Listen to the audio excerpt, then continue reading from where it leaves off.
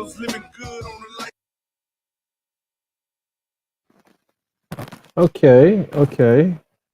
Okay. We're here. We're here. Good evening, everybody. Good evening. We're going to do a roll call here. First, we're going to do a sound check. I think we had some technical difficulties early on, but I think the sound should be much better. Um, Give me a one if you can hear the sound of my voice. And by the way, shout out to Boss Bundles. That was a joint he did with DJ Drama. And I like it. One of my favorites. One of my favorites. Okay, who's checking in? Who is checking in? Okay, so we're on YouTube, we are on Facebook, and we are on YouTube, Facebook, and not Instagram. I think we're on a few. Let's see where we at. We are on and Twitter. So we're on Twitter. Welcome to my Twitter audience. Thank you for coming in. Thank you for coming in. All right, guys. So how's the sound? How's the sound? How's the sound? We had a little sound. Okay, much better. If you know what I did, you know what I had to do. If the sound is too loud, Tiffany, I want you to tell me because we changed the mic. We're using a lav mic. I don't bring this out too often, but I'm bringing it out today. Well, I'm glad those who are here from earlier. I appreciate that. Um, and I want to just recap the breaking story today. It is a slight victory for Robert Sylvester Kelly. But before we talk about that, I want to go back into talk about this senseless shooting, and I got to talk about it.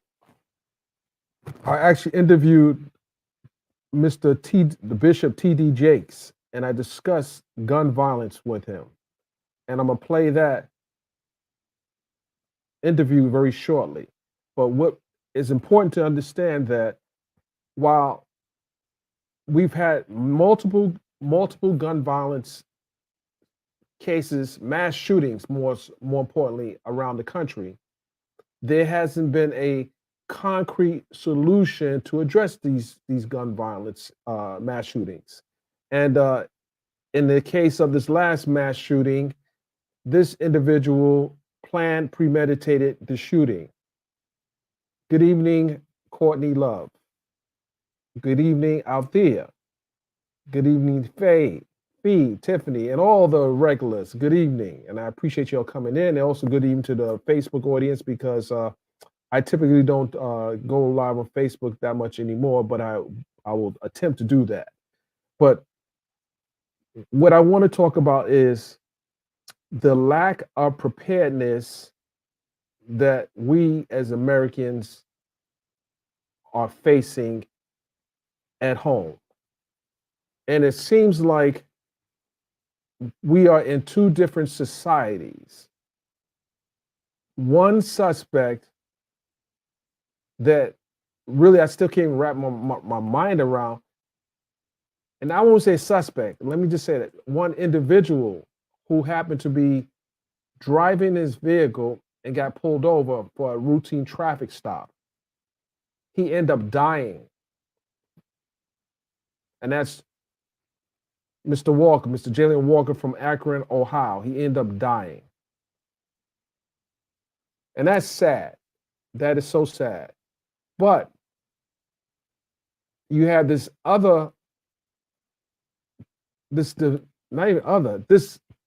domestic terrorist who attacked he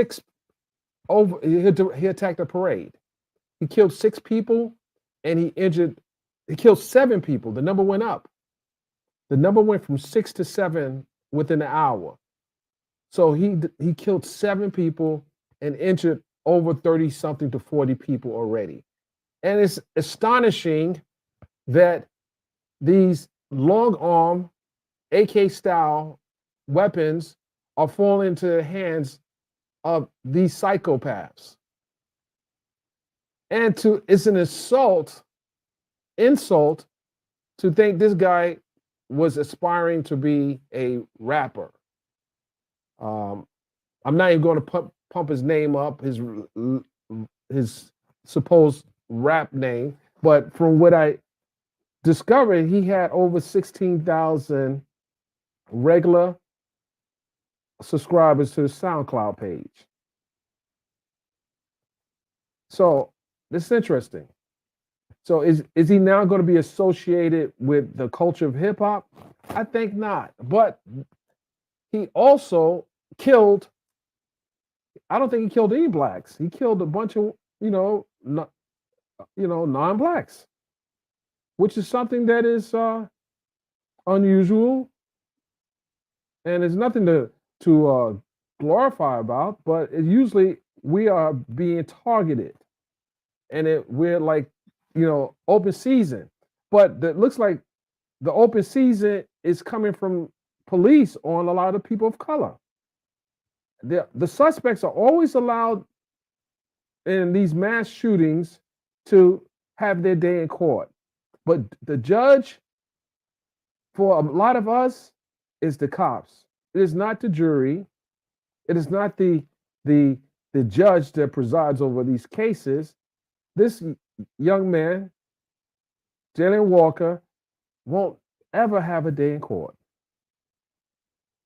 His family may, but he won't. And at the time of that traffic stop, they didn't know what he had in his car. And then the other question is, did he have a gun in his car for protection?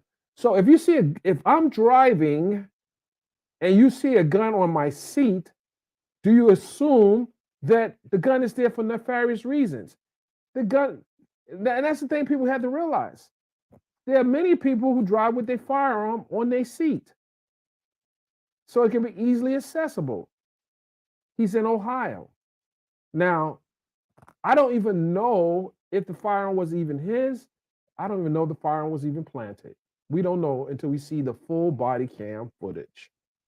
And that's what we should demand. We can't stop going off of a well-prepared speech at press conferences without questioning what is missing from the speeches. That's what we have to question. It's not what we see, it's what we don't see. And when I see a clip of a shooting, I want to know what happened leading up to the shooting. Not you provide the public with a redacted version of the shooting and audio sound, gun, and like, come on now, something's fishy here. It's not adding up. And don't tell me I'm a conspiracist, a theory. Don't tell me that. Say that, yes, we start asking the deep questions. But we'll see. Before we get into the R. Kelly win, which was a win of sorts, but the fact of the matter is, it's a small win. It's a small win. And that win is that he is now off of suicide watch. And I believe he's placed in population. I believe at this point he's placed in the population. All right, guys, do me a favor. I want you guys right now to hit the like button. I want you to hit the share button before we go into it. I'm going to play an interview I did with the mega church leader, Mr. T.D. Jakes, the Bishop T.D. Jakes. I want to play that interview I did with him. And I actually asked him about the fear of and the preparedness that his other churches should have as far as security and so forth, because right now it looks like these mass shooters is looking for soft targets. We had the supermarket in Buffalo, New York. We had the school in Uvalde, Texas. We had the spa shooting in 2 parts of Georgia. And I'm talking about the mass shootings, not the regular shootings, because we had a lot of those too, but the mass shootings. And then we have this awful shooting in Highland Park, Chicago, or Illinois, Highland Park, Illinois, or Highland, Illinois. But these things have to be looked at, and it's like every week it gets worse. it gets worse. And can we even track all the AK-47s that are out there that are in the likely, and most of the time they're between 20 or 19, 18 to 23, 24. And the profile is usually a white male. And I always hear the parents are saying we never saw the signs. Well, why aren't you looking at the social media? Aren't you are you that removed from your child's life that you don't know what the heck they're doing on social media? I don't know. It's just kind of weird. Kind of weird. Right. And a lot of us do. We take our protection everywhere because there's too much going on out here. Sometimes you got to defend yourself. Not all the time you got to defend yourself, because either you protect yourself or you wait until the police respond to a crime. And if you're a part of that crime, you're either the person that is shot and killed or the person who is committed the crime. So I want to play this interview real quick that I did with Bishop T.D. Jakes, and I want to talk about it. Stand by, guys. Let's see if I got this thing. Here we go. We got it bad here right now. Yeah, I see. I'm surprised. Let me ask you a question. Here we go. We should be in here now. Welcome to Atlanta. Thank you. I know the heat is hotter there, but we got it bad here right now. Yeah, I see. I'm surprised. Let me ask you a question. With all the mass shootings happening in churches right now, especially one in New York and Uvalde, what advice are you giving other church leaders on how they should secure their facilities? It's so, each case is so different that it's difficult to anticipate which way we're going to be confronted. From theaters to churches, we're all having the same kind of problem. But we're trying to figure it out together as best we can. In that last case, he was an attendee that attended that church. So that's a surprise. So we're all rethinking how to best fight this problem. A couple of days ago, I saw a picture of Puff Daddy. Well, I'm not going to play the rest of the interview right now, but with some other stuff that I interviewed him about. And sorry, guys, real time. I got phones all over the place. Oh my goodness, what's happening? Okay, here we go. Let me grab this, put this on silence. Appreciate you. Okay, all right. Let me turn that off. Okay, 1 second, guys. I got so many devices over here that okay, that's off. That's right. You take your protection everywhere, as you should. But just listen to the bishop, the good bishop, provide me an answer to the question. He really doesn't have an answer either. He really doesn't have an answer either. It's unfortunate that you probably will have to put these mags in front of the church before people go in. You got to search people before you get into the church. That's kind of crazy. And to think that this is happening around the country, and I don't see a end in near. I don't see it happening no time soon. I see that this is going to get worse. No one really has the answer. No one really has the answer. But hopefully, more people are adamant about the Second Amendment so they can be prepared. This thing happened so rapidly. Look at all those people 34 people. This guy literally put a dress on. Robert Crimo. He put a dress on to disguise himself, goes on the roof, perches himself on the roof, and start target practicing on innocent people. And I'm told he fired over 70 rounds into the crowd. Unbelievable. Just unbelievable. So I want to also talk about obviously this victory that R. Kelly had. Not a big one, but he's allowed to be in population.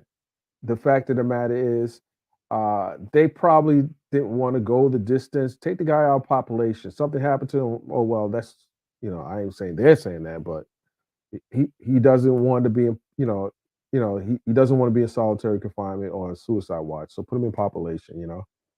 I get it. This is not the fight they want. The fight that they want, they won already for right now. But let's see what happens moving forward. Let's see if the appeal process, you know, works in his favor. Who knows? It's a lot. And then you got to think about. I think even his attorney, uh, while she filed the appeal, is it anything that's going to come out during the time of this appeal and the new trial that will sway a jury? I don't know. I don't know. So let's just see what happens. All right. Any questions? All right. How's my sound, guys? Because I'm hearing a little feedback, not too much of a feedback, but I hear a slight feedback. But how's my sound? And shout out to my followers over there on Twitter as well as Facebook.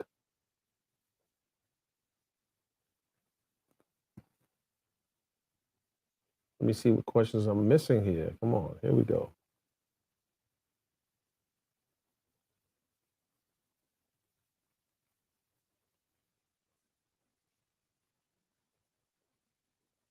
All right, very good, very good. Thank you. So I paused some time to make sure you guys can hear me. So give yourself a round of applause for being a good audience. What the hell? Oh, okay. There were documents filed. Yes, there were documents filed. I had to go through the documents, but there were documents filed. It's all timing.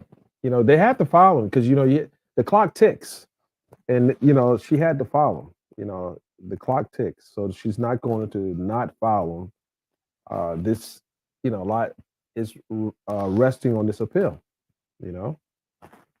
How I don't know if he's going to prevail or not, but hey.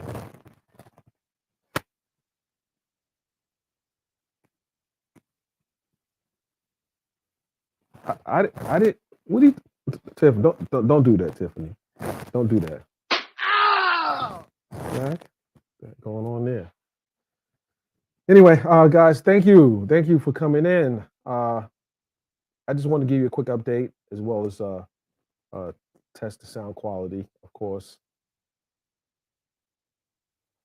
So what's when is the next big case? Oh man. Well, you have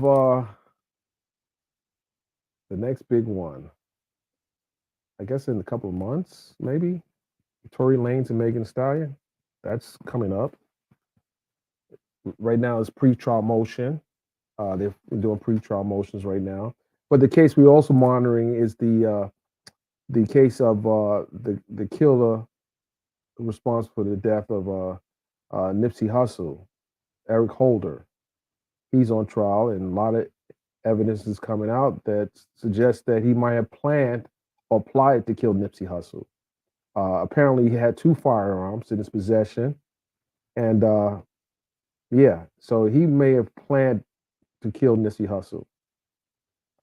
And I don't see a favorable outcome from him either, because a lot of damning evidence is coming out of that case. But they just going through the motion. And then he did get assaulted in the bullpen, and I say the bullpen. That's where they hold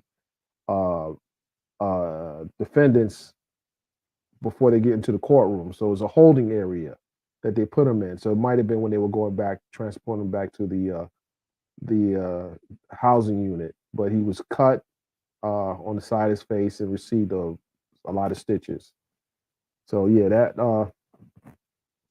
I mean, clearly Nipsey had people inside that want to do harm to this guy. Not directly, but he had a lot of supporters. And yes, Tiffany, was a lot of senseless violence, but this is the world we live in now. I mean, I would just say, move around these streets with caution. Just move around the streets with caution. I know it's unfortunate that we have to do that, but we have to do it. It's just, there are people that is hell bent on doing harm. That's all. They're hell bent on doing harm. All right. Any other questions? As a matter of fact, what I'm going to do now is I'm going to drop this link here and bring someone up. I'll tell you what, we're going to bring someone up real quick here. And you must have your video. Have your video camera. Let's see who we want to invite here. Okay, here we go. I'm going to post this link right here. Here we go. I bet you Tiffany's not coming on. Okay, just click on that link. All you gotta do is click on that link. Make sure you have a camera.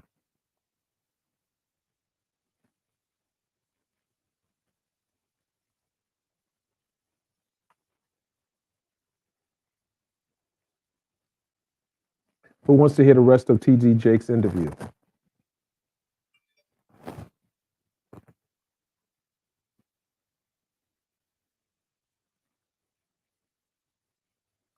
What's going on, Ashley? How are you, Ashley? All right, guys, if you want to join the conversation, click on the link right there in the chat box. Click on the link. I'm gonna take a 2-minute commercial, a 1-minute, 2-minute commercial break. Meanwhile, I'm gonna play some music. So if you don't like hip hop, you might want to fall back. Okay, hold on here. It'll take me off the screen.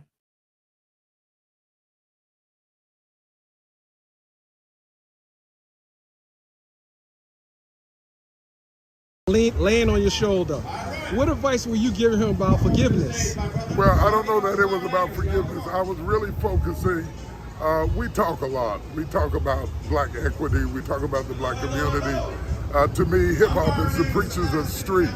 And so to have an opportunity to cross-pollinate and share ideas together about how we can have upward mobility is a powerful thing. Last question. Yesterday, Pharrell Williams gifted a few NAACP leaders with free college tuition. What would you say to President Biden? Because right now he's on the fence about even giving $50,000 credit towards forgiveness to students.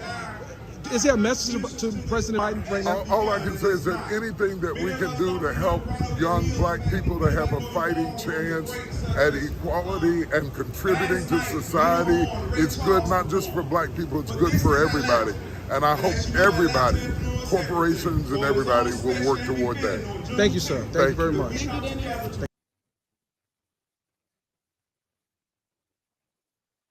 All right, guys. So I hit him with a couple of questions, and I would say that this occurred a couple of weeks ago. The reason why it was so much noise is because this was at a ceremony honoring TD Jakes as well as other members of not just the religious community, but also in entertainment. Reverend Ron also received an award, as well as it's a few people. The son of Bob Marley received the father received the award. So it was a nice event. Just posting this part of it, but yeah, I actually interviewed a few people at that event, and I'm gonna share some of the interviews on my stream moving forward. So, this stream and some other streams. But yeah, I think that the church probably should have security in place. We're beyond the point of praying for the protection of the church. You can pray, but you also got to prepare. If you look at the mosques and the synagogues in New York, they have already stepped up their security. Just, you want to protect people. People should not feel like they're in a vulnerable position when they go into these house of worship. They should be able to go there and pray and worship and congregate and fellowship without the threat of someone coming in and to do harm. At this point, we're beyond. Hopefully, they won't come here. No, we are beyond that. So yeah, I think that should be something that all the churches should do. Black, white, doesn't really matter.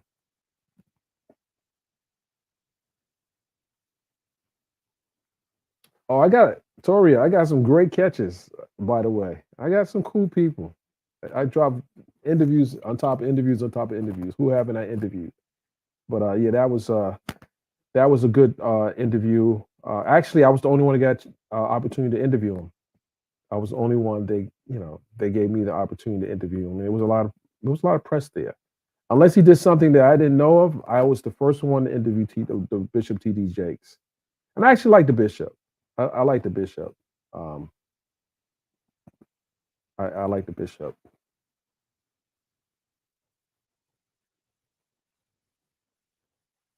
I just don't put. It's interesting. I don't put a lot of my interviews on YouTube. I probably should do more, but just doing a check. I had some good interviews, but they may end up on a different platform. You know something? I said that too. I was actually going to, but I wasn't going to do that to him, because he did have security. He has heavy security.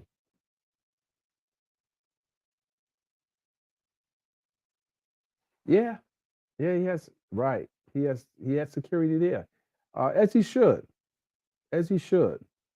Um, and I'm sure the security is armed, as they should be.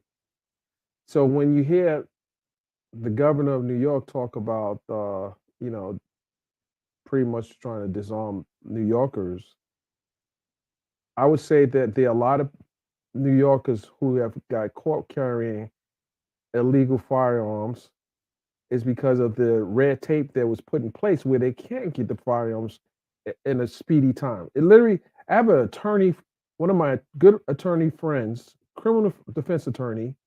She told me the other day, Dennis, I've been on a waiting list for over a year for a gun permit. That's ridiculous. She's a criminal defense attorney, and she's been on a waiting list for over a year, which is crazy, unbelievable. She is in criminal courts all across New York, all over New York, federal court. She has to wait an entire year. She's been waiting a year for her concealed carry. Unbelievable, unbelievable. And then to add insult to injury, you're now paying over $400 for a license. It is a unbelievably high fee. When at one point in Georgia it was like $70. Ridiculous.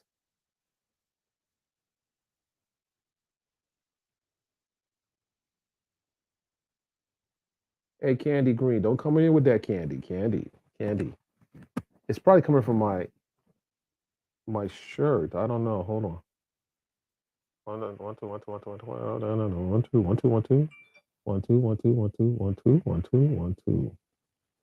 Background noise. Candy. Don't do it to me, Candy. Don't do it to me, Candy. I know you hear the phones going off. I got phones all over the place going off. Hold on. Okay. Okay. Oh, that's a good one right there.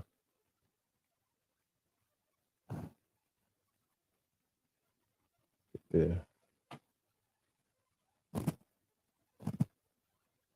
Wow. Interesting.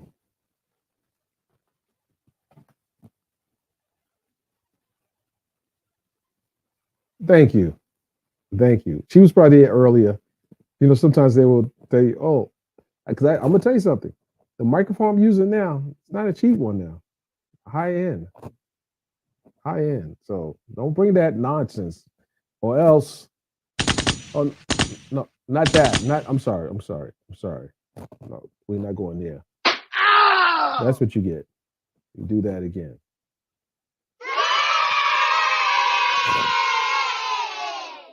Okay, good. All right. All right, guys. I said I had to take a 2-minute break. I'll be back. I'm sorry. I'll be back. Just listen to little Boss Bundles, a little hip hop. We'll be right back.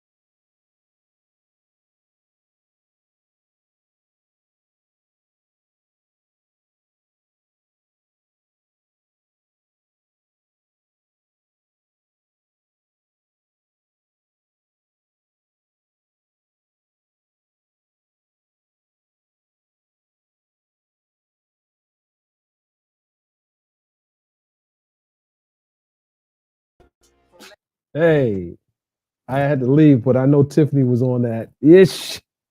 Yeah, I take a live commercial break. I'm gonna drop one of my sponsors' commercials next stream. How about that? How about that? We're gonna get about 3 or 4 commercials dropped on live. But Tiffany, did you keep them entertained, Tiffany? Did you keep it entertained? Don't start no trouble, Tiffany, because you know what it is, Tiffany. You know what it is. You know what it is. Okay, guys, I dropped the link in the chat. If you have if you want to join the live, you can get on the live right now. I appreciate you guys who are here watching, and this is an opportunity. Let's talk about this. Let's talk about what you think about this victory for R. Kelly. This is a victory for him. A victory. It's a victory. It is a victory. Candy Green, thank you, Candy. Thank you, Candy. It's good to see you. Well, I don't see you, Candy. You want to join in? I haven't seen you yet, Candy. What's going on? Come on, Candy. Come up on the stage. I've been trying to get Tiffany on the stage for a minute now, but she ain't coming. She's decided to stay in the bushes. But I know why.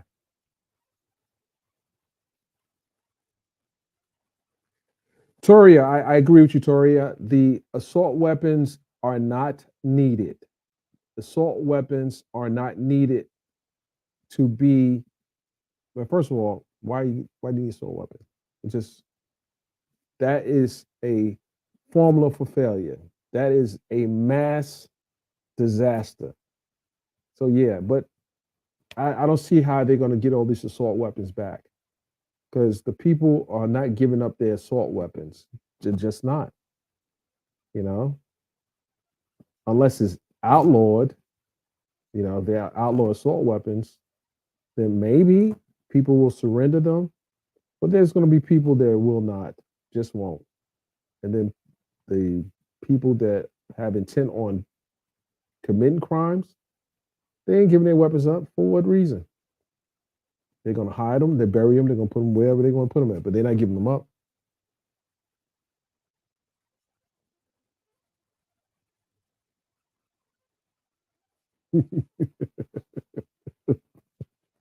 Tiffany, you make it hard.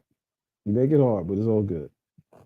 You make it hard. I know why. You so glammed up all the time. You just don't want start no trouble online with the fellas. I get it. I get it. I totally get it. So yeah, I'm trying to post this link here in the chat. Tiffany, you should be saving this link. I don't know why you saved the link. I'm gonna post the link again, Tiffany, and those who want to join in. Okay, here we go.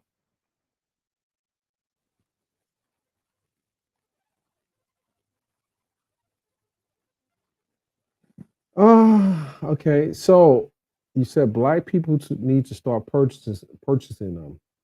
Well, I think a lot of black people own them already as well. So you know, the problem is if they get in the hand of children or teens, young teens, then what do you do? Then what do you do? Yeah, so it's gotta be careful.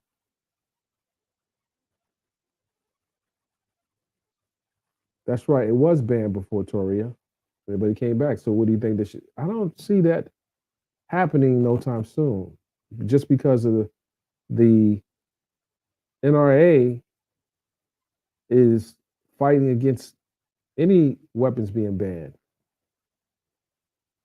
So I don't see it happening. Not at all. Not at all. Anyway, guys, I thank you for coming in. I want to jump on for a few minutes and to make sure the technology was good. I wanted to bring in a guest.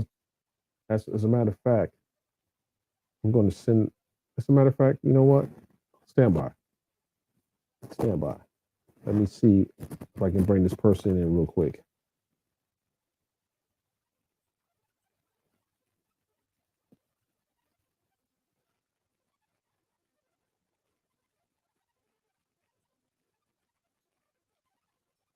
Okay. I want to talk about something. I want to talk about something that I saw come across my timeline. Uh, this whole Airbnb scams that are happening around the country. People are going to these. I saw Lovely T talk about the other day that she had a bad situation while she was in. I want to say she was in L.A. I think she was in L.A. She was speaking on how she was. She went to an Airbnb and it might not actually been an Airbnb someone owned. Um, and they got to be careful with that. People may find a vacant, and it's crazy after this pandemic, people are doing some of the most scandalous stuff. And I think that people have to be very careful how they are booking these Airbnbs. I went to one, and actually, I have a few myself. Um, I went to one. Yeah, I have a few myself, by the way. Uh, Let me just let's see here. Yeah, let's see with the camera right there. Yeah, let's see if the camera can pick that up. I don't know if you can pick it up, but I've been a superhost for many years, and I'm ambassador, which is one of my streams of income. I've been I train people on how to be good host and super hosts. So certain things that I always tell people to look for: good reviews, consistency, and making sure that they respond quickly. So there's a process in which Airbnbs are going to be around for a while their hotels and property owners are fighting against it. I think that most of that is due to people have been abusing the service. People come in, they rent the house or apartment, and they have a freaking big party. I have one in South Beach where they literally had a party and trashed the place. Trashed the place. Fingerprint, lipstick on the glass door. It was just ugly. And I said, what kind of people will come in and just wreck your place? It's just ridiculous. Ridiculous. Tori, the past 5 mass shooters were young people. We need to.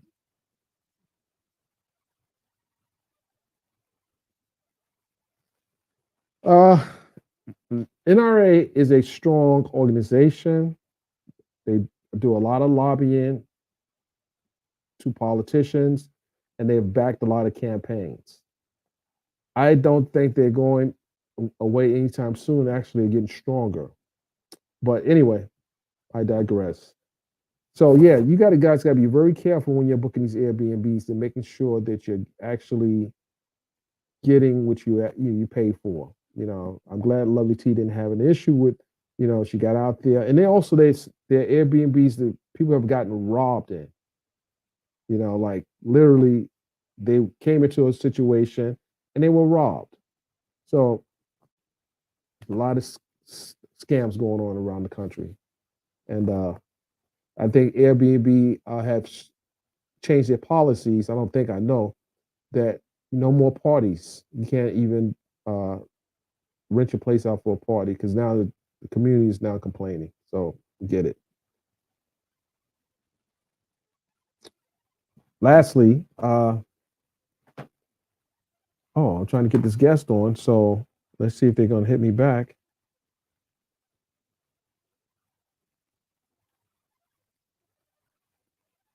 I'm going to turn the sound off so I can make the phone call. Tiffany, let me know if my sound comes across.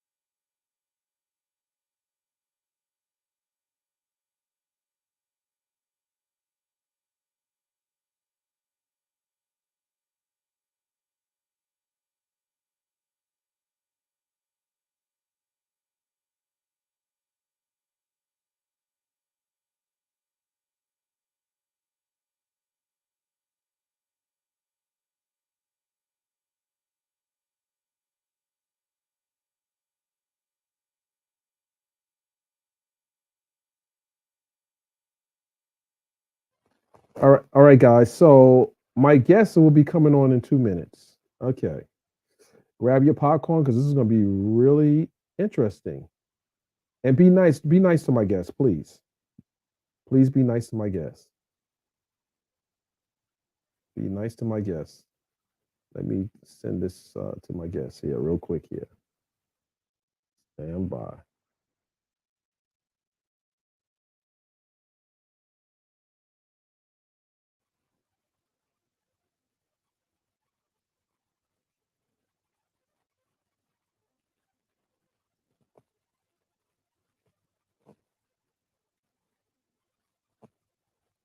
Stand by, guys. Stand by. I'm trying to get them on here. Link.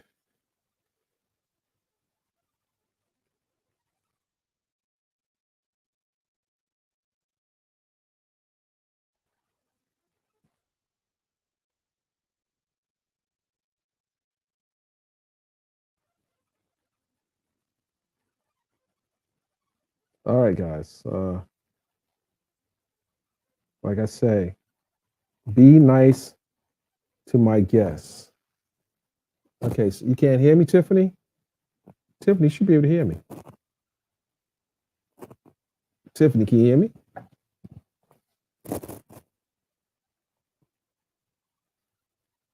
Oh, okay. You should be able to hear me now. You should be able to hear me now.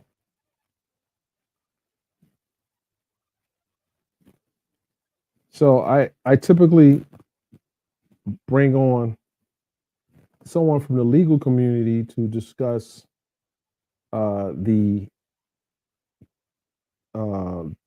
cases that I cover, and I've had him on as my guest before, and I'll have him on as my guest moving forward.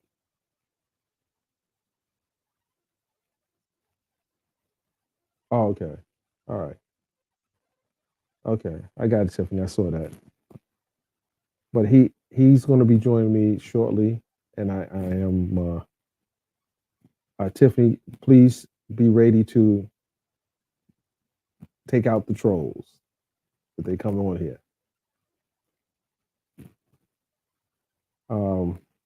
Yes, I'm just waiting for him to come on, and let me send him a text and let him know where we at. Okay. Okay. He knows a lot about the case as well that I've covered in this particular case. And he has a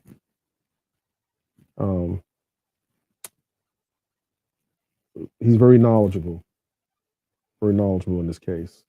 I want to bring him on. I'll send him a text now.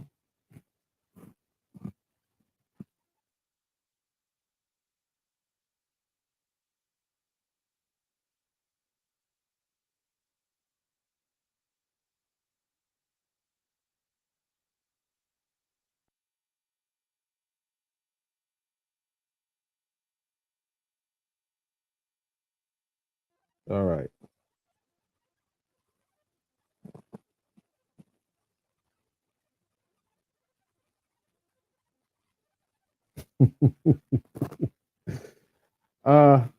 We're gonna talk about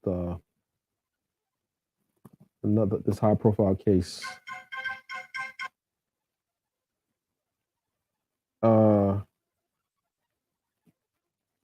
I'm on YouTube. He says he's here.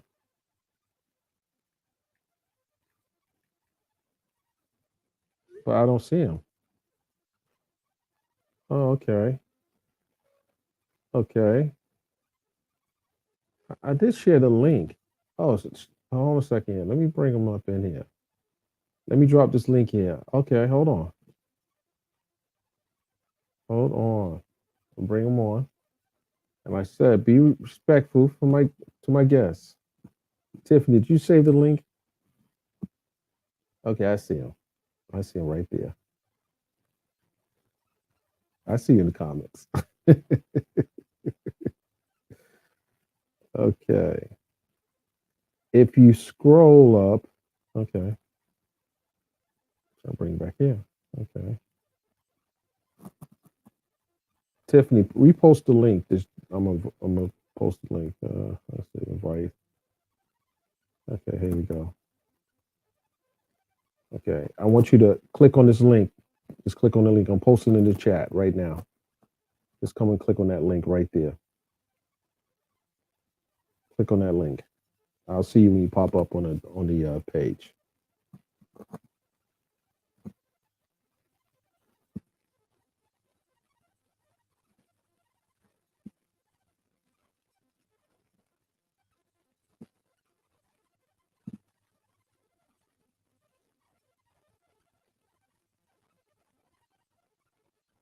Just click on the link right there in the comment section. Just right there.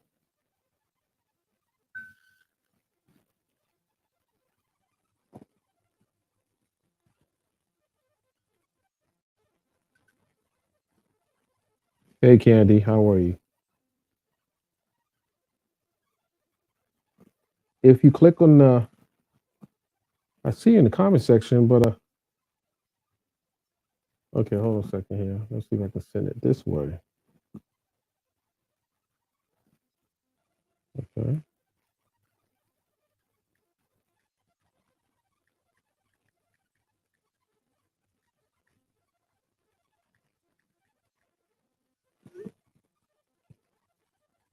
Okay. All right, guys. Without any further ado, I'm going to bring the GOAT of social justice, my brother, Attorney Gerald Griggs. What's going on, my brother? Can you hear me? Yeah, I can hear you. Can you hear me? Take you're muted. Unmute I'm your not. mic. Can you hear me now? Oh, hold on. Can you hear me? Yes, I can hear you. Oh, it's not your mic. I got this new setup. So You see, you're doing things so fancy, But it's good to be first, with you, Dennis, man. How you doing? I'm doing good, bro. But first of all, how's my video? The video looks excellent, man. This is nice. Nice setup here. Okay, okay, all right, all right. We're gonna tell you about our secret later on. Okay, you get both of us. So we're gonna get right into it. I obviously covered the trial in New York involving Robert Kelly, Sylvester Kelly, as well as the sentencing. And I didn't get a chance to interview you. Last time I interviewed Gloria Aldrich outside the court. I didn't get a chance to interview you. What is your take on the way the process went in the sentencing phase? I know it's a lot of people who have made impact statements, and the judge was, very winded, and obviously rendering her final decision. Yeah, I think the judge was very deliberate in how she handled the sentencing. I think she said she had made up her mind before the victim impact statements, but she wanted everybody to have an opportunity to speak on the defense side and the victims and survivors and the prosecution side. So I think she was very fair and even-handed. And then the sentence that she handed down was reflective of the crimes that he had been convicted of. 30 years of being a predator and preying on the most vulnerable in our community, required 30 years of imprisonment. So, my clients were happy. I've been in courtrooms, around the country for a long time, but primarily in Georgia, have seen stiffer sentences for conduct like this. But I think this one, the punishment met the crime, and we were satisfied, and we're ready to move on to the next step of the next 3 trials. So you represent a few accusers. Am I correct? That's correct. And I also represent the family of Joycelyn Savage. Okay, so it's funny that you mentioned that. She submitted a letter to the court. Yes. She sent a letter asking for a lenient sentence. The letter was typed out, and she didn't show up to court. Why do you think she didn't show up to court to make the passionate plea to the judge? That's very interesting, and that's one of the things we noted. She did write that victim impact statement on behalf of the defendant, which would be called mitigation, but not being there to be present to vocalize those wishes is very curious. The family has always wanted to reconnect with their daughter. That brought even more concern for her to have a typewritten letter and not be present to read it or give it to the judge is very concerning. But we've always maintained, and I think the evidence came out that she is in fact a victim and that she has suffered from mental manipulation. I think many of the individuals who testified in the trial testified to the lengths at which Mr. Robert Sylvester Kelly would separate somebody from their family and have them under his control. So that's been proven in a court of law. We believe the same thing is still going on with Joycelyn Savage, and we're hopeful now that he's been sentenced to a substantial amount of prison time, that she will reconnect with her family. We also understand the federal government will be going after some of his assets, so that may also play a role in her returning, because she's used to a certain lifestyle, and now that lifestyle seems to be going away. So I think that's what we are cautiously optimistic about, that she will return, and her family's always been there since 2017, 2016 when it's actually when she was separated from her family, but 2017 when they really started to vociferously try to reconnect. They have always maintained that, and they will always continue to do that until she comes home. Okay, Tiffany, you stay right there in your seat, Tiffany. Let me ask you another question. Now, he has still a substantial amount of assets. The government can't go after his assets if it's transferred to her. Well, it depends on the circumstances, and I don't want to get into any speculation. But you know, if it is fruits of the criminal enterprise, and now his music and his career have been found to be part of a criminal enterprise, the government can seize those assets wherever they go. So that was one of the important things about this particular trial, was not only was he on trial, but the RICO brought in the fruits of the criminal enterprise. So that is a mechanism that the government can use to seize those assets. Do you believe the trial in Chicago would have more powerful evidence than in New York? And if so, why? Absolutely. Because the trial in Chicago will cover the expanse of his predation, you know, going all the way back to the initial victims and to the present. So I think that you'll see more survivors come forward. You may hear testimony about the first trial because he's charged with obstruction of justice and why that trial ended the way it did. And who knows, you may hear from one or two victims that the world has been waiting to hear from. I said earlier on my live that Stormy Daniels' attorney, now incarcerated attorney, I'm not gonna say his name on. I might get struck if I say his name on this live. He played a part in I guess discussing the case. He's done press conferences. He's allegedly represented some accusers. Do you think that his involvement taints the case somewhat? Absolutely not. And I think his involvement, if any, was limited to the state case in Illinois, not the federal case. So, you know, I do hear a lot of chatter on the internet. You know, I typically reserve my comments, you know, for court or, you know, in the mainstream press, which you are a part of. But you know, I've heard this, you know, it's tainted, you know, he has his own issues. That has nothing to do with the investigation that was done by the federal government, and much of the investigation that was done in Cook County. Now, he did allegedly, based on his media representations, had a supposed conversation with the state's attorney where he may or may not have turned over evidence, which I would deem as child pornography.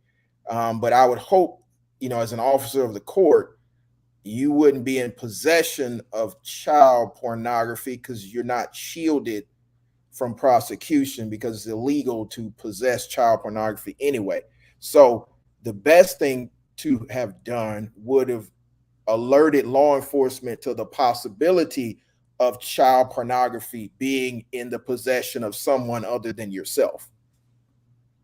Well, I was at that press conference he did at the hotel in Chicago, and I had to look at the press conference because it's been a couple of years, but I think he said he might have access, or so he was given or something to that effect.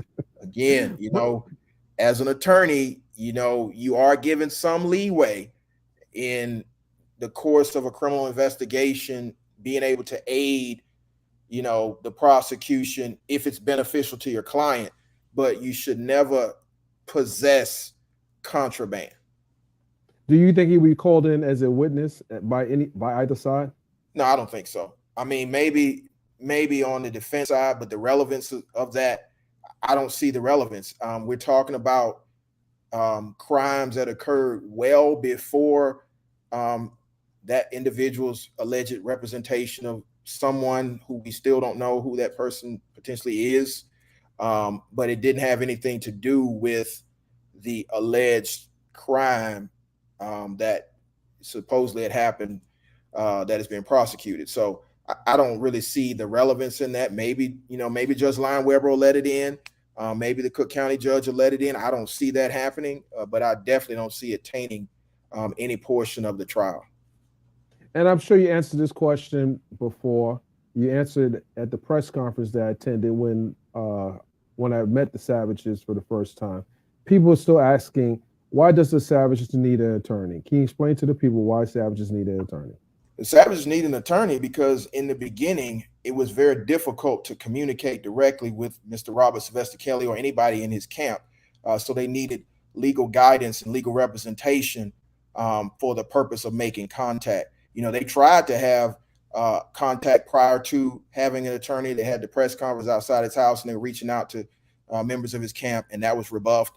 And so at that point, they hired an attorney. We were able to get in contact with members of his camp, particularly the first 3 attorneys that he had before Mr. Greenberg.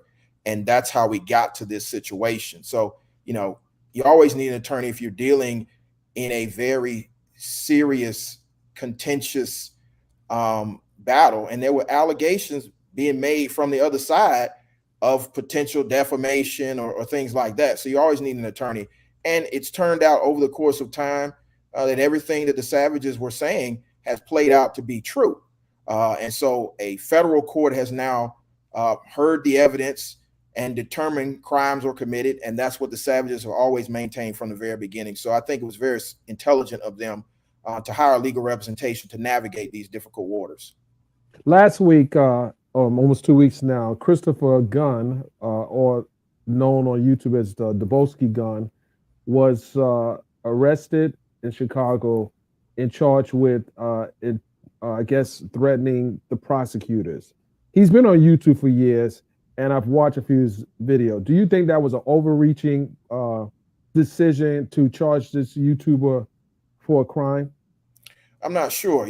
I've never really watched that individual's YouTube. I've heard he said my name a couple of times, but I don't really watch a lot of YouTube. Starting to get into it a little bit as it becomes more mainstream. But if he made threats to federal officers or to the prosecution, they take that stuff very seriously, and they wouldn't charge someone if they didn't have substantial evidence. So obviously he must have said something that put them in immediate fear of, violent injury or some violation of federal code. And, people need to understand that, criminal court, especially federal court, is very real. And if you break the law, you will be held accountable. So I'm not sure exactly what the alleged threats were. But as an officer of the court, I take very seriously if another officer of the court is threatened. And so we'll see how that plays out. There've been a lot of threats to a lot of people who have been involved in this solely as professionals. And so, it makes me feel a little bit more comfortable that people are taking this stuff seriously, because, people get on the internet and they say all manners of things, and they have to realize some of your words will have consequences. You can't get on the internet and defame people. You can't get on the internet and threaten people and say it's First Amendment. Your First Amendment does not allow you to, say things that could be crimes, or to threaten things that are definitely crimes, or to commit defamation, which is clearly actionable in civil court, all of which we've seen somewhere around this case. So I think it's important to take it seriously. And if the federal government believes they have evidence to convict an individual, they will bring it forward, as they have done in this case by charging them. But we'll see. Everybody's presumed innocent until proven guilty in the court of law. We'll see what happens in the court of law. Some people will say that, and to your point, people say some of the most reckless things online, and Yes. And it crosses the line.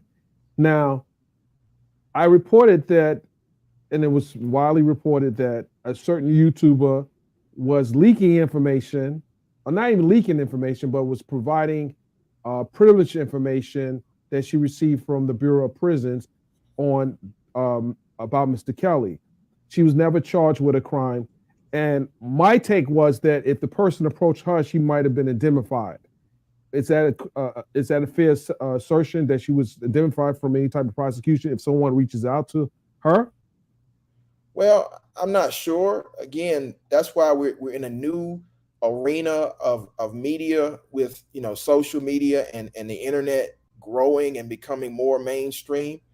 I would never, ever suggest in a criminal case, let alone a federal case, to meddle in the evidence, because it's a thin line between being a reporter and potentially being an obstructor of justice.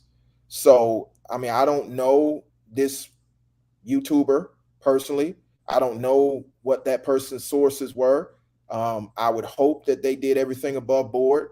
The fact that the federal government hasn't charged anyone doesn't mean that they didn't violate the law. It just means that, you know, maybe the federal government had bigger issues to deal with.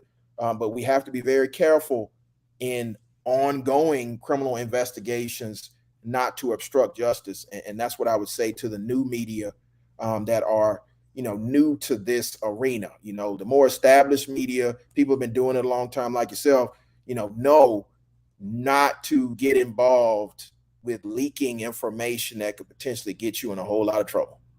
Absolutely. And you know, and they have the prosecution has discretion on who they should prosecute. Absolutely. I mean, and you know, so that I think that's where people have issues with when they use discretion, but it's you know, they have that latitude, and I get it. You know, they had to, you know, fry bigger fish. Exactly.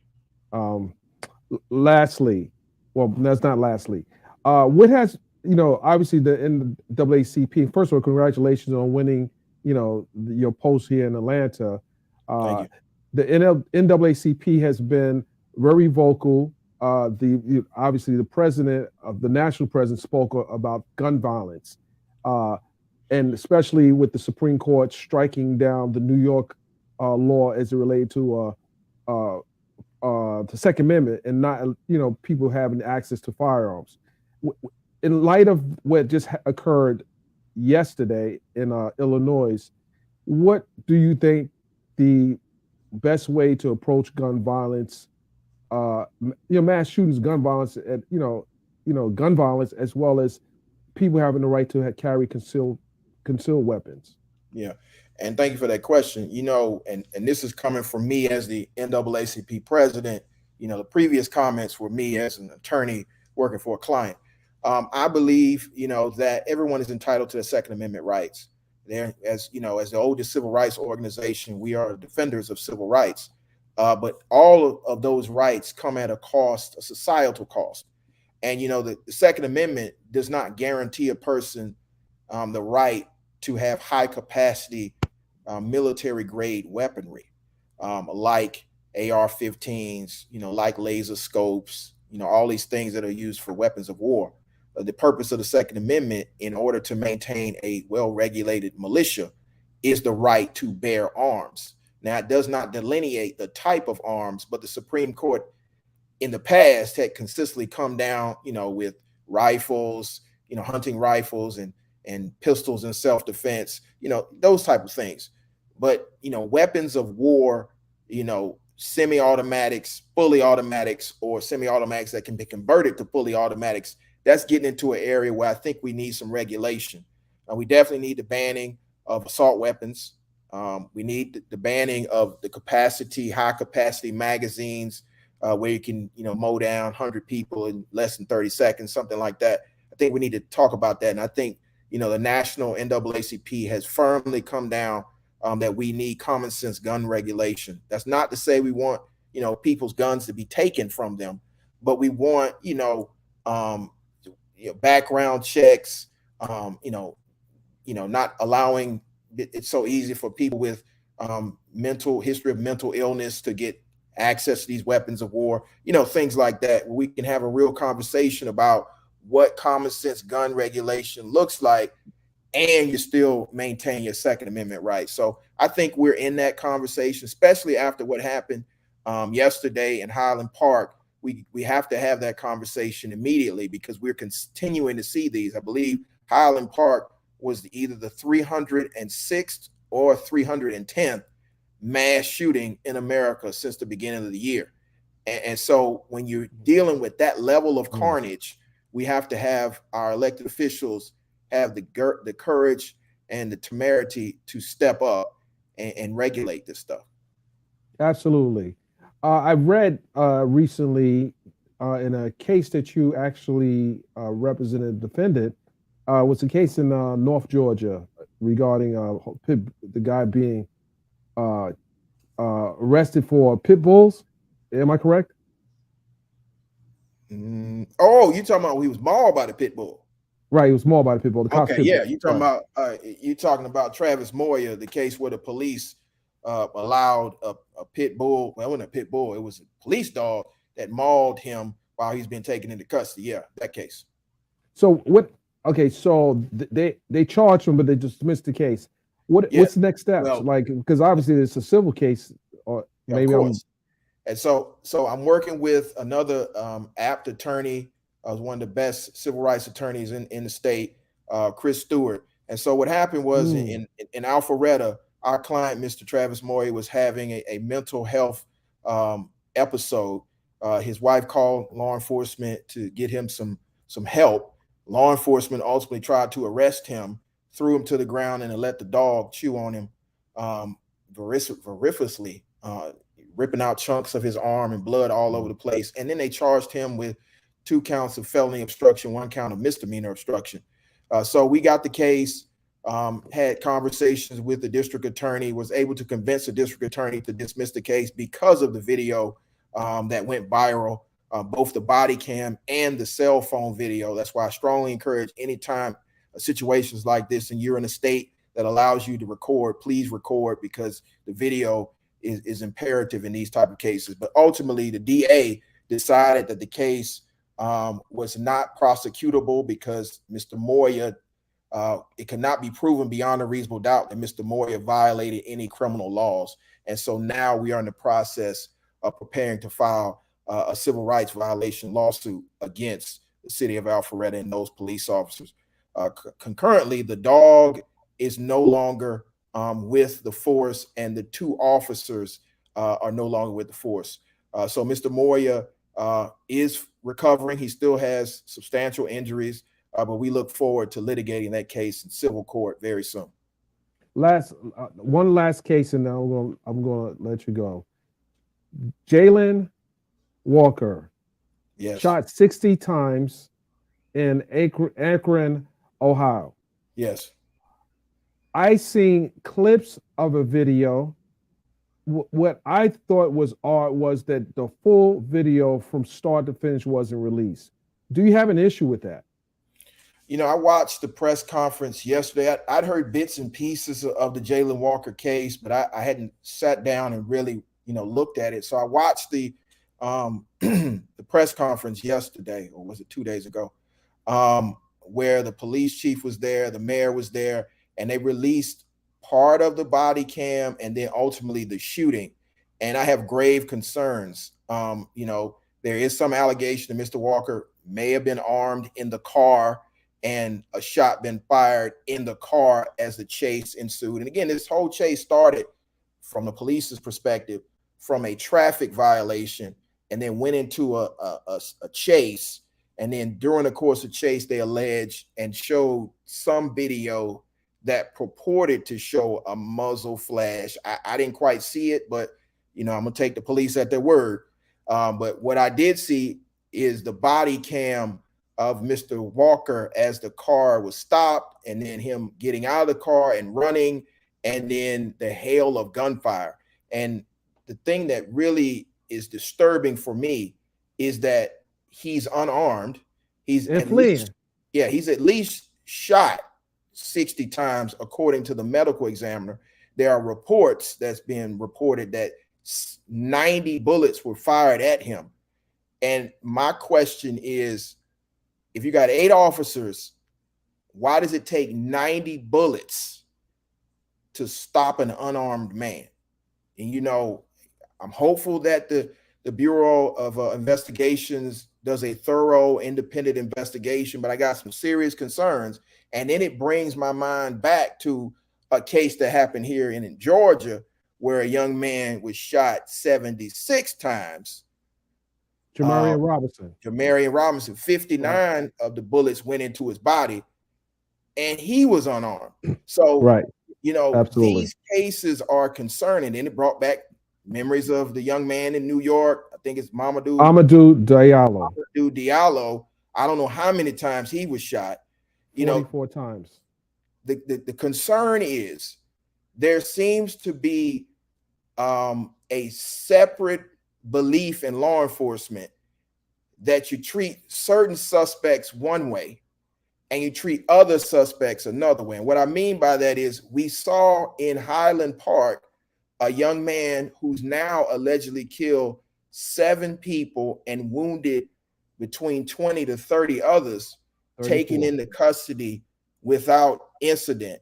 But Right. you have situations like Mr. Walker and Jamarian Robinson and Mamadou Diallo and so many others that are just executed on the side of the road.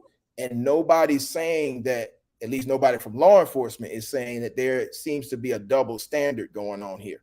And so, that's why civil rights lawyers like myself and Lee Merritt and Chris Stewart and Ben Crump and others have taken up the mantle here in fighting on these issues, because there seems to be two separate criminal justice systems going on. And in 2022, this should not be happening. So my heart goes out to Mr. Walker's family. Of course, my heart goes out to the victims in Highland Park and other mass shootings of Uvalde and Buffalo.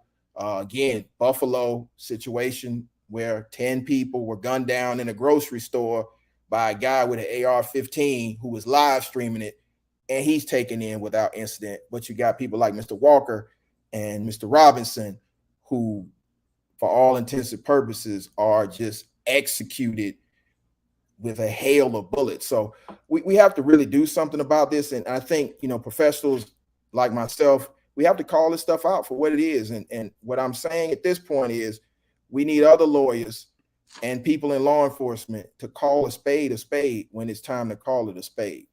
Absolutely. Absolutely. Will I see you in Chicago? Because I'll be in Chicago. There's a high likelihood that you will see me in Chicago. I know a couple of my clients may be testifying in that case.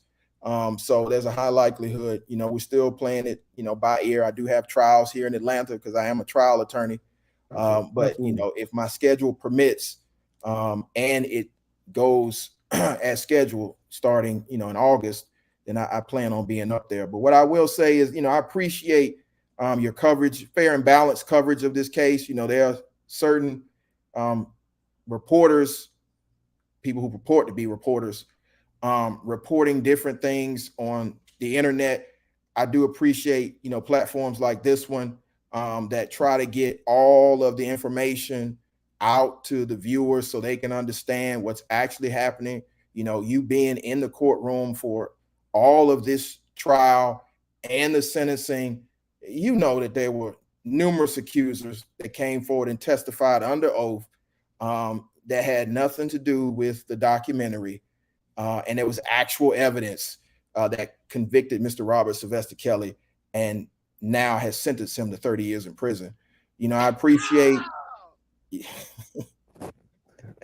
don't know what that was, but I appreciate, all of the Monday morning quarterbacking and all the other stuff that's going on the internet. It's hilarious to me. But what we have to remember is there were real victims who came from the African-American community who were brutalized, and their voices need to be elevated in this moment. So, whatever your position is on Mr. Kelly and his music, or, what he stood for prior to being convicted, he's now a convicted sex offender, and we have to govern ourselves accordingly. With that said, ladies and gentlemen, Mr. Gerald Griggs. Appreciate you, brother. Anytime you need me, I'm here, man. Absolutely. Y'all have a great day. I'm getting attacked by my by your assistant. Well, no. It's all good. G, thank you for coming on. I appreciate you. See you in Chicago. I'll be out there with the infamous Sylvia. Yeah, I've watched her show a couple of times. It's an interesting take on things. That's what I'll say. All right, G. Thank you. Keep watching. You got 3 more trials. Keep watching. Oh, okay. You heard that. Right, all right. Peace. All right. Peace. All right, guys. Cannot go. Okay. You guys gotta. I didn't read the comments, but I know the comments coming in. Tiffany kind of abandoned me. Oh, we don't want to. Tiffany, you can't moderate when I have guests on that you have an issue with. You can't moderate because you letting everything come in. You let the floodgates open. Come on, come on, Tiffany. You gotta be objective.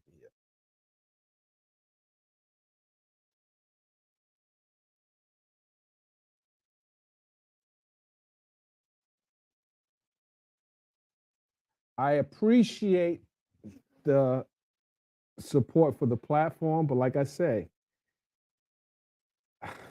come on, guys. This, we have guests on here. Let's I, bite a bullet.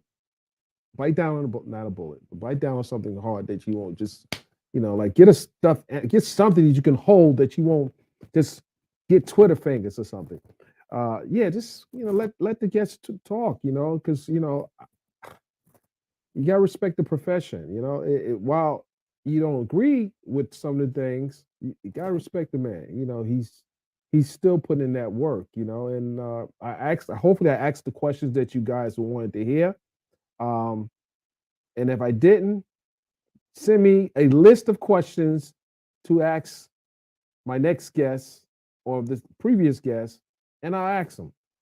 But the quality of the sound was good. I'm about to bring in infamous Sylvia up. No, I don't know. I don't know if I gotta make sure she's gonna behave herself. I'm gonna make sure she behave herself. Because Tiffany's not coming in. Let's see. Let me read some of these comments. Okay.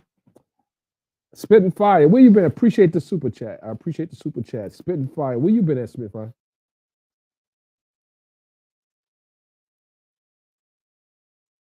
Oh, Spitting Fire. Spitting Fire. I appreciate the super chat. Nah, hell nah. They've been talking 2 years. Kells was muted. That's all I'm reading. I can't read it. Yeah. Okay. Who else is being easier? Do you know Dennis? Who else is he representing? Mr. Grish represents a few people. He represents a lot of people actually. Yeah, he represents a lot of people. He's prevailed in a lot of cases as well. It's only Dabolski's back. Dabolski is back. What's up, Dabolski? What's going on? What's going on? Did they put a gag on you? Did they put a gag on you? Can you even talk? Like, can you speak on what's going on? Because they watching the channel, Dabolski. I've been talking. I've been saying that you were doing, because I don't think what they were saying was accurate.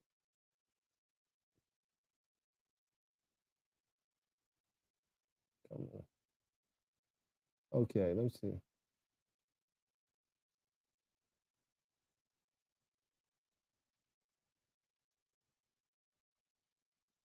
See, are you going to troll me now? Are you going to troll me? Are you here to troll me? Let me bring you up here. Let me invite you on the platform. Are you were talking to? I don't know if you're talking to me. You're talking to someone else. I don't know.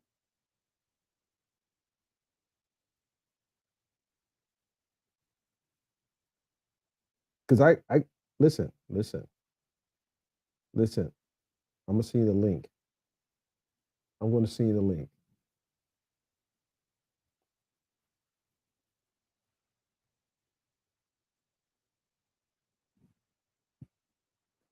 I'm going to send you the link. Actually, I'm going to invite Mr. Dabolski on the platform, and I know he can't talk about the case.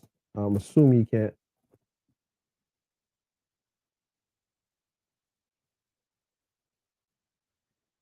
I I don't read the chats while I'm talking so much.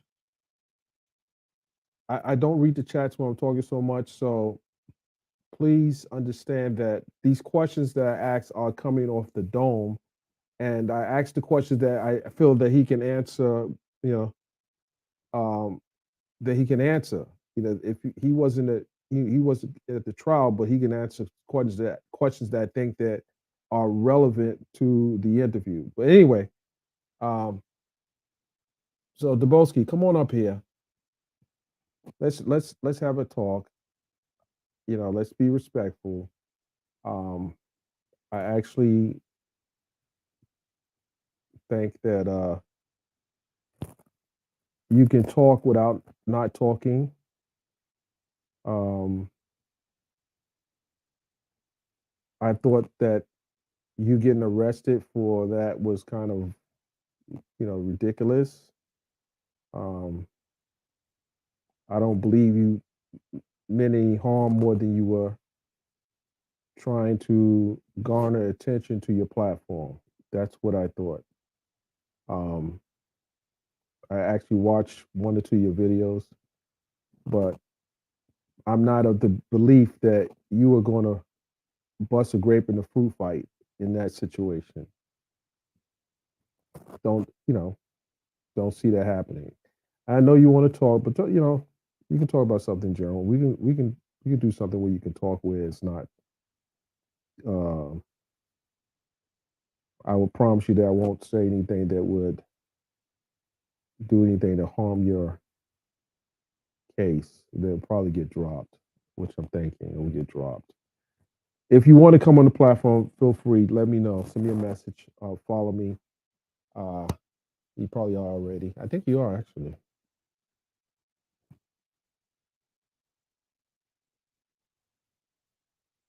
I don't remember which secret indictment.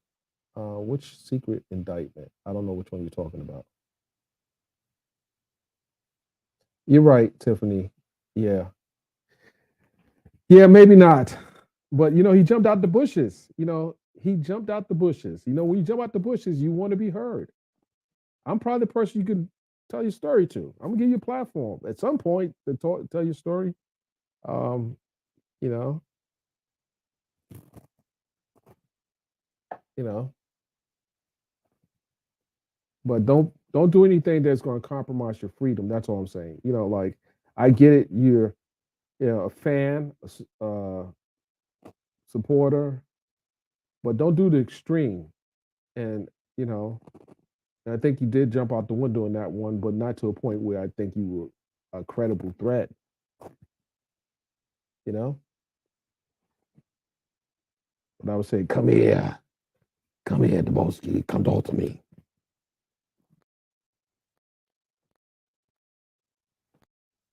Come here, Deboski. Come here. Come here, Deboski. Talk to me. Talk to me.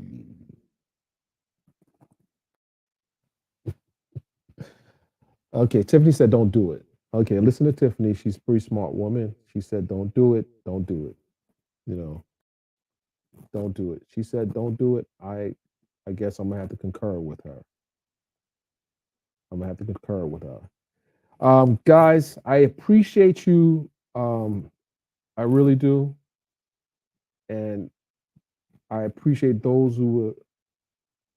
What happened? You're leaving it? Which one are we doing? Are you coming on? Or you're not coming on? I'm not going to talk about anything relative to that case. You can't really talk about anything on that case, yours or anything else. But what you can do is, well, you say yo. So are you coming up? This is for Davoski. I need you to come on my platform. I need for you to talk to me. We're gonna talk.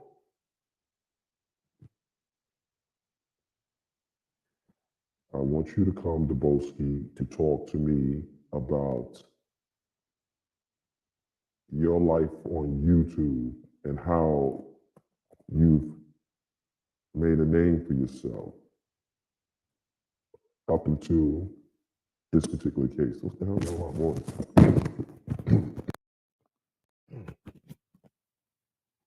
Okay, I'm sorry. Well, my voice, I don't know what's going on. I'm sorry. All right, it should be back now. Queen Christy Love. What's going on, Christy Love? Christy Love was a show. There was a 70s show.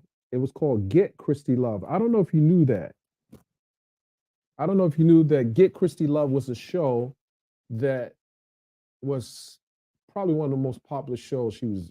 I forgot the star of that show, but Get Christy Love. Okay, I'm gonna send it to you right now, D. I'm gonna send it to you right now. And I'm gonna help you and make sure you don't cross the line in the interview. I'm gonna do that for you. Because you familiar with it, Christy Love? Tell me the name of the actress that played Get Christy Love. Tell me the name of the actress that played Get Christy Love. D, I'm about to send you the link. I'm about to send you the link.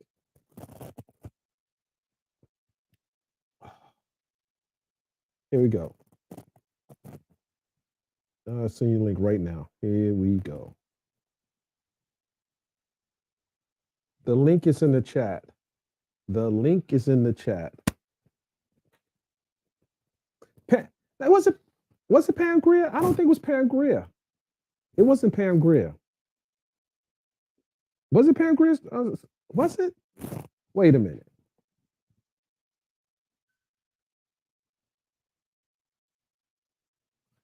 Was it Pam Grier? Because she was bad. I was young. But infamous, you remember that, huh? Teresa Graves. That's who it was. It wasn't Pam Grier. Stop. Sylvia, what the heck you doing? Sylvia, you know that wasn't Pam Grier. You're gonna lose your black card. It was Teresa Graves. Thank you. Thank you, Teresa Graves. Man. She said Pam Grier. Sylvia, I'm surprised that you didn't know this. I'm surprised. Dubowski, I sent you the link. It's right there. Don't act like you don't see that link. I sent it. I'll do it again. You want to join the chat? Come on up and join the chat. I'm inviting. I put the link there. I'm inviting a few guests to come up here and join the chat. Your uncle gave the name because of who she was. You were named after a very beautiful woman, Teresa Graves. Yep. Okay, the link is right there. The link is right there. I'm inviting Dubowski to come up. The link was sent for Dubowski. Dubowski, the link is right there. Don't disappear now. The link is there. We're going to make sure we stay within the parameters that will keep you safe.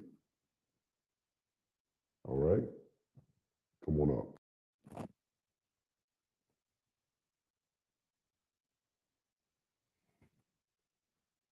Yes. Okay. All right. Anyway, the link is there. Come on. Come on, Dubowski. Come on up here, Dubowski. Get on up here. I'm going to make sure you don't cross the line. You know those feds knew you weren't trying to harm them.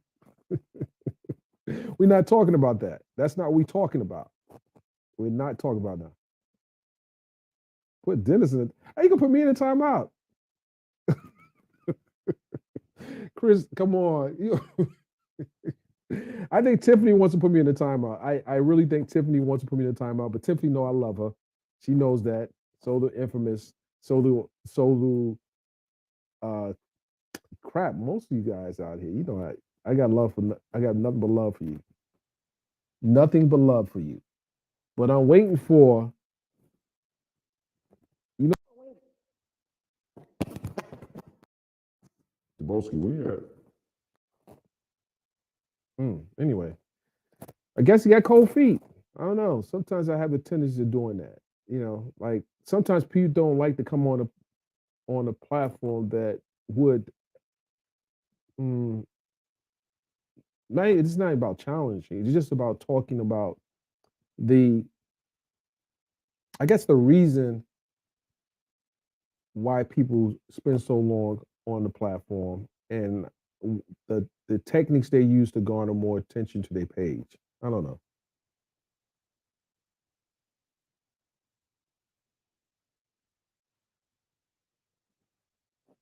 Oh yeah, don't worry. I pick and choose. I cherry pick who I want on this platform, because those who joining in.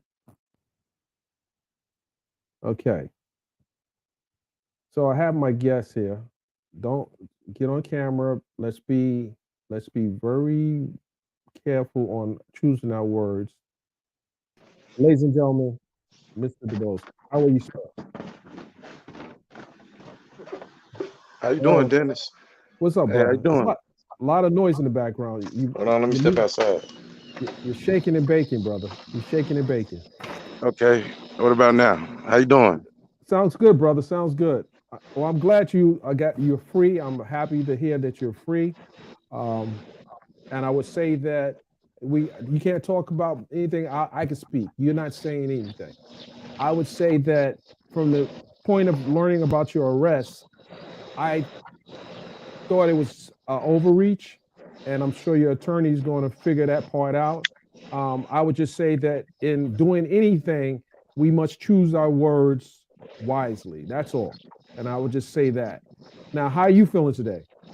I'm doing all right. You know what I'm saying? To be honest with you, shit, thought I was gonna have a heart attack or something. You say For real. I know. Listen. I listen when I heard what happened. You know the photo I have, right? That photo. Yeah. Can you hear me? Right. Yeah. So I remember the conversation you and I had right after that happened, and I said, "Well, this is not the type of person who would do something like that, especially dealing with that previous situation, which I hope you resolved that. Did you resolve that? Yeah. Yeah. Okay, I thought that was going to be something that was the fact that they were, the way it happened. I just knew that they found you in a vulnerable situation and took advantage of it. So let me ask you a question, brother. I don't want you talking about anything about this case. How's your life been being on the YouTube platform prior to this situation? Prior to YouTube? No, prior to this particular situation, like how's your life been as a YouTuber prior to this situation? What are some of the teaching moments that you can share with our audience about being a YouTuber? I met a lot of great people. I met a lot of retired first responders, police officers, people with deep intellects, and I think that speaking about your opinion and then actually walking it out, shouting it out, and bringing it to the streets and getting police escorts and all that, it was an experience that I never forget. I'm going to leave that there. I'm going to table that for a second.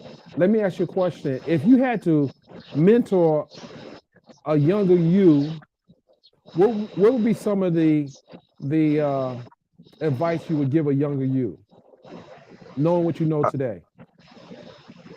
Don't give up your rights. Don't make a mistake before the age of 18 that will have you out here where you can't defend your family and carry firearms and things of that nature. I will push that more. I think that all Black people, especially Black women, should utilize their rights to carry firearms. I possess firearms. I would say that we let's stay away from the. I'm just saying, a younger me, I wouldn't have gave up that right, and I do think that the system target people before they can get to that age of making that decision, not even understanding the rights that they have. No, I concur with you there. If you have more people that are criminalized for give them a record early on, then they are less have the ability to compete in today's workforce opportunities, and it's a matter of process and elimination, and I get that, and and you have to know that a lot of these authority figures that work these beats and they dealing with these teenagers that's 15, 16, 17 years old, they've been working this beat so long, they know when your mama at work. You know what I'm saying? And I think that they take advantage. I used to run as a juvenile from the police, not because I did anything, I had anything, but I was tired of getting my nuts checked. I was tired of getting, a hand on my private parts, hands in my booty crack. I was running from the hands. I wasn't running because I did anything wrong.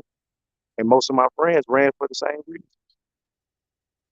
And we know I grew up in the hood, and I know that we are approached more in the hood. When I say the hood, I grew up in the projects. I grew up in the South Bronx, and I know just about how humiliating it is to be stopped and frisked when you're doing nothing, I didn't experience so much, but I've seen a lot of people that have. But I get it. Now, what advice would you have for someone, for example, because you have a more social justice approach to your YouTube? Am I correct in this, in that assumption? Yeah, and it starts from, you know, the experience that I went through as a teenager. Right. But that obviously is the foundation on which you decided to be a more vocal person about what's happening around you. Am I correct? Yeah. Yes. Okay. I remember the first time I went to a march, the Million Man March, and I saw a sea of black men there for a common goal, and that was to uplift each other.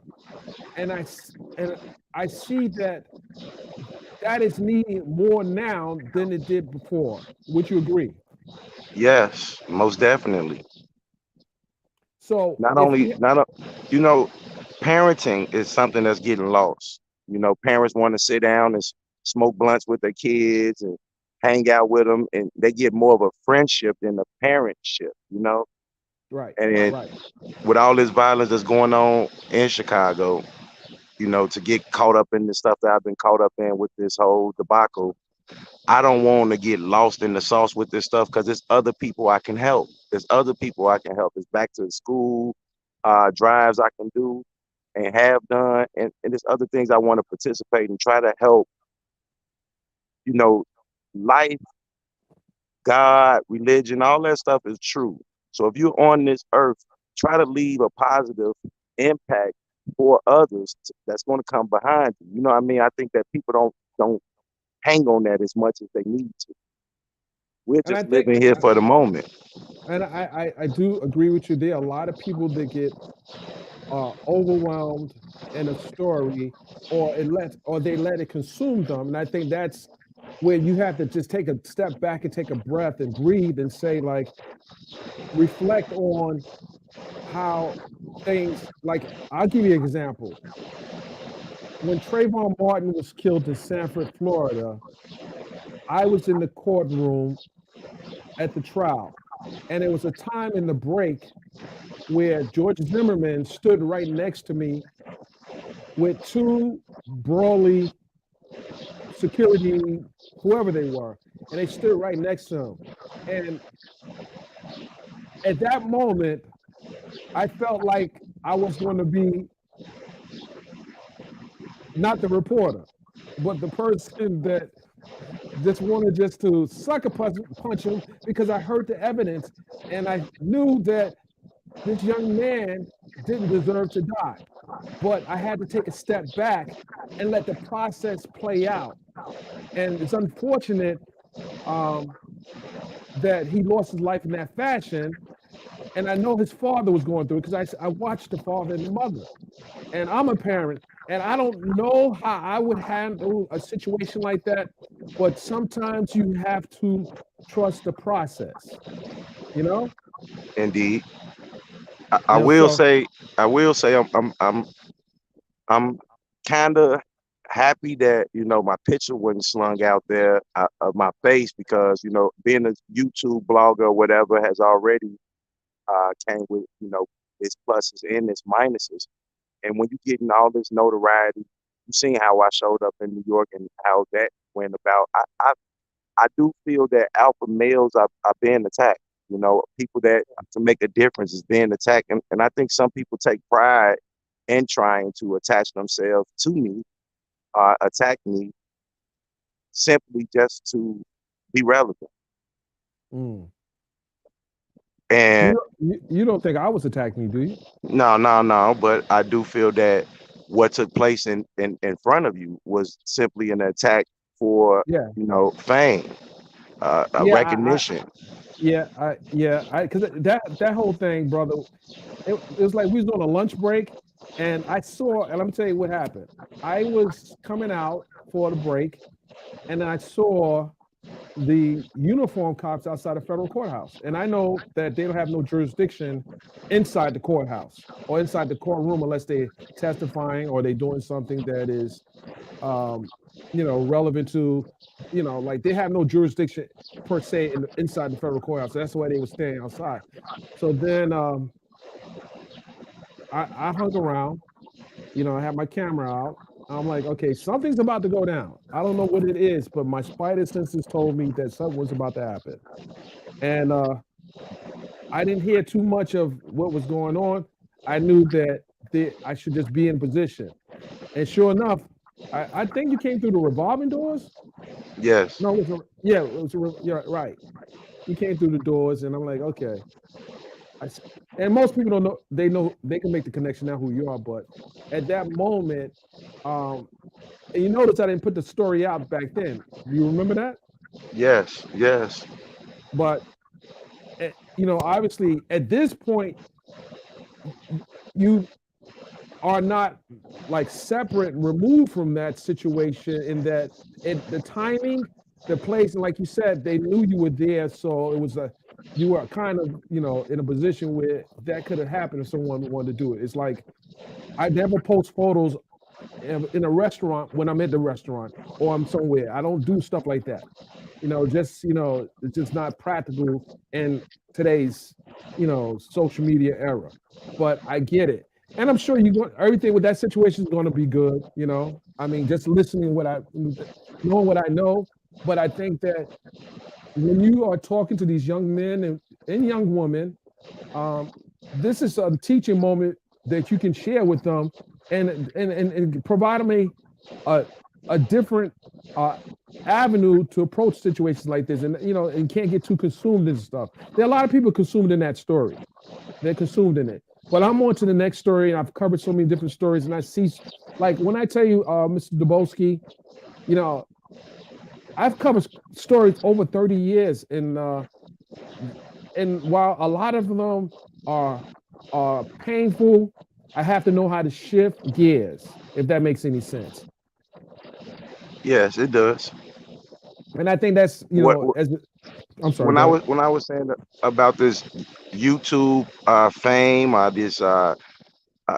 you're so vocal that you're being recognized, being a gift and a curse. It to me is it kind of hurts my heart to be someone out here saying that everyone deserves their due process rights and the presumption of innocence. That's my argument. And then to have it be overshadowed by someone trying to get clout, trying to get fame, trying to attach themselves to me, it kind of makes you just not want to speak about the topics that's going on if it's going to affect my life in the ways that it has. What I'm not understanding is, why is my opinion causing me all of this? It'd be one thing if my actions was is described by the people that attack me, or the people that write about me in negative ways. If my actions was like that, then I can understand. My actions don't go outside of my opinion.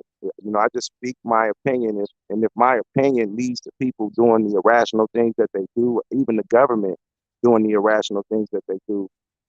When I heard Jay-Z, well, let's not talk about the government per se, because the government have, they obviously, but I get what you're saying, brother. I get what you're saying, but you got to understand this, and I learned this, and I'm not even I guess I am a YouTube at some point, but the YouTube streets needs a body, if that makes sense. They need a body to pick at and to be able to feed off of, and you were the body at the time. So the YouTube streets need a body. They need someone to attack, to attach a name to, because it's all about the algorithm, and you were the body at the time, and you attached to a big situation, so they're going to pick at your body. And but I never expected well-being checks in the middle of the night, police officers coming for well-being checks 3, 4 in the morning, 2 in the morning, where my kids are at. I never expected my property being damaged,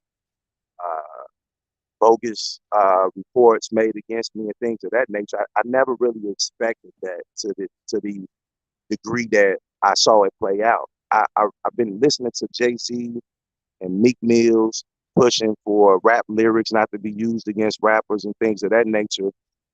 Most of the things I put on YouTube, I put a disclaimer on there that this is for entertainment, informational purposes only, and everything else that go along with that act for the copyright disclaimer. And it seems like it's not holding any weight.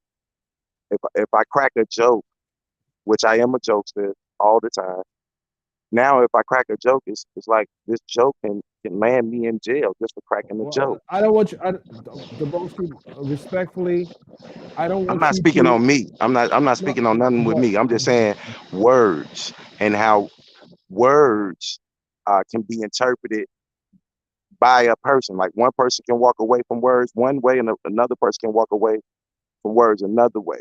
And I think somewhere in there, we need to have, a clearer understanding of simply just because you interpret something one way does not mean that that's the way it is or that's the way it's meant. I think it just needs to be a little bit more blue line on words instead of just a gray area where you can just take somebody's words and create your own narrative. I watched this whole R. Kelly debacle go on, and I noticed throughout this whole thing, he never said not one word. What we don't want to do, and I respectfully, because I know you're, like, I would talk anything about that situation right now. But I get what you're saying, and what I said at the beginning of the interview is we have to choose our words responsibly and carefully, because for example, if you put 10 people in a room and you poll the 10 people based on a certain statement, and if you get 70% of the people that say, well, I think you meant that, or how that person felt when you said it, it's not so much how you feel when you said it, it's how the other person interpreted what you said. And if that person can convince others to believe that made them feel a certain way, then that's one way. But I get it. I just think that we just have to, where do freedom of speech begin and end? People done died for us to have freedom of speech, the rights, privacy in our homes, things of that nature. And it seems like from the parenting issue I spoke on to now freedom of speech, a lot of things, if the Ku Klux Klan can go and stand in front of court buildings and talk about racist rhetoric and give their opinion on how they feel about anything non-white for hours while waving their flags and be protected by police officers while doing so and have the excuse of freedom of speech, where do it begin and where do it end? Well, let me say this, and I got to go to the next person. Let me say this, that you can't yell fire in a movie theater no different than you can yell, he has a gun and he doesn't, if that makes any sense. It's still irresponsible approach to situations. But they made you can't yell fire. They put that in the blue. They put that in as a law. That's what I'm saying. They don't, when it comes to this freedom of speech thing, they don't got too much other examples or a textbook. When you look at case laws and you look at laws that's out there, it's a textbook's formula to this whole thing. But there is no textbook formula to freedom of speech. Well, let's say this. We apply in life common sense approach to situations. We use a common sense approach to different things we do in life, and then we apply that common sense to our language and how we say certain things and what the perception can be. So all I'm saying is, someone from the journalistic community, the words have to be chosen where it can reach the message to the audience. Not if, and again, I got to be very careful here, because I don't want to say something where you have to respond to something where it puts you in a perplexing situation. I would just say, just look at the Donald Trump situation. Well, I You don't know, want to he talk about gave a no, no, no, speech. I don't want to talk about Donald Trump. This is not about Donald Trump right now. Okay. We don't want to Okay. go there. But what I'm gonna say is, at some point in the future, I'll get you back on here. But I have to go to my next caller. But until Okay. then, if you get out of line, you know what happens, right? Indeed. Peace and blessings be with you, Dennis. All right, my brother. Peace and All right. blessings. All right, now. Bye. All right, guys. Let's see here. What are the comments saying? Okay. Okay. Ooh, Tiffany, I see what you said here. I'm just loving, listen, guys, I'm just loving to be able to allow people to speak, but I also have to make sure when I put them on the platform that they're not attacked. I can't control what you guys do because you still have a right to speak and leave comments and everything. And I get that. But at the end of the day, people have to just use common sense and good practice moving forward, you know? That's all. That's it. I'm not trying to say no. Let's and we like we are able to talk like this right now.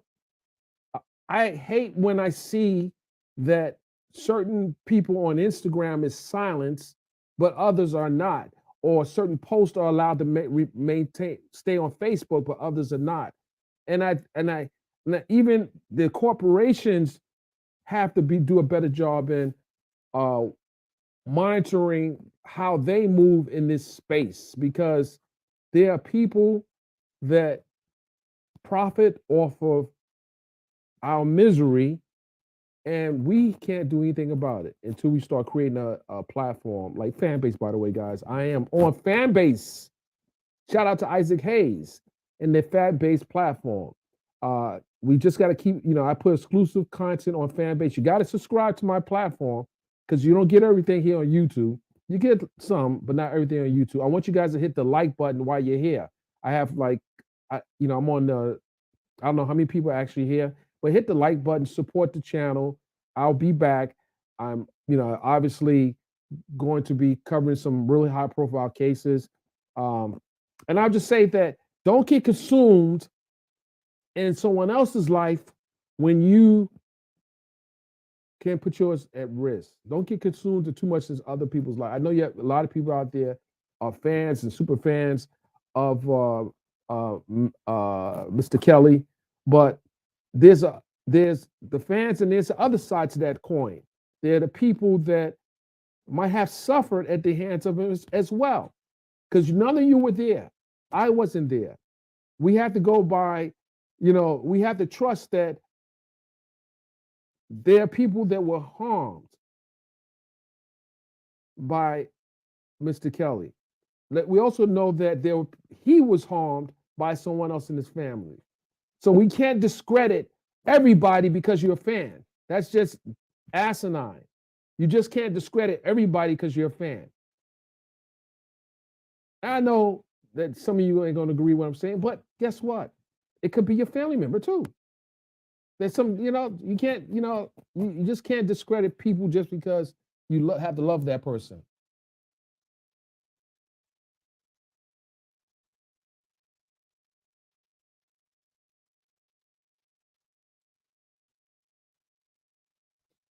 Absolutely. And that someone said, and that I want to say that's King Pride 2008. You can listen to people, you can verify whatever you need to verify, but you have to be able to know how to verify it. You just can't say you don't believe the person because I don't like, it's certain things that you do to see if someone's being forthright. And in this case, I mean, it's just so I don't want to talk like right now. It was so many things that went wrong and some things that went right. Some things that should have went a certain way, but it didn't. And that's again as a result of preparation and planning and giving people the tools they need to do what they do. I actually agree with that statement. I'm a fan of the music. I can't separate things. Right. And I'm gonna tell you, I love his music. I love his music. No different than I love Michael Jackson, Frank Sinatra, Gil Scott Heron. You cannot tell me that I can't listen to music. You just can't tell me I can't listen to music or I should feel guilty because I'm listening to music. You can have the freedom to listen to whatever you want, but don't let it consume you into believing that the music is a representation of a person's personal character. I can tell you, being in the business, that people have a public persona and they have a private persona.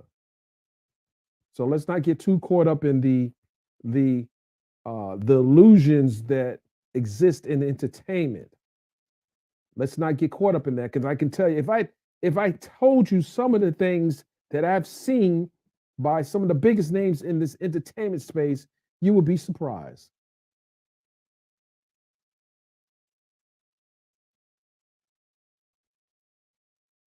All right, Miss Fat, that's your preference. That's your right as a human being. Right. That's your right as a human being. I'm just talking to those who have to,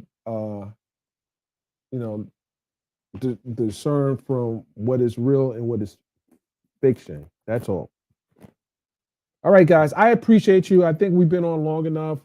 I appreciate my mods and my mods who did the job today.